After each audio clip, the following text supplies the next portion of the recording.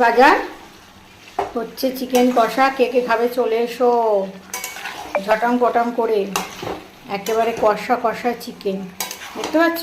খুব একটা বিশেষ তেল নয়, তো কষাচ্ছি, আরও কষাতে হবে। কালারটা কেমন একটা ফেড আসছে, এর কালারটা, মশলার কালারটা কিন্তু আরও কালো হয়েছে, বাট এখানে কেন জানি না সাদা সাদা আসছে। তো যাই হোক, আরও কষাচ্ছি। ডালের বাসি ডাল, তার সঙ্গে এই দেখো এই যে আলু ভাজাটা, বাদাম দিয়ে, এটা কেনা তো ডাল আর চিপস। হ্যাঁ, এই আলু ভাজা, তার সঙ্গে এরকম কষা কষা মাংস আর গরম গরম ভাত।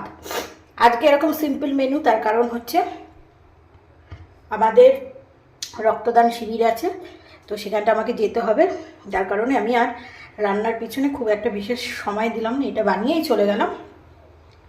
এটাতেই মোটামুটি আমাদের দুপুরের লাঞ্চ হয়ে যাবে। তো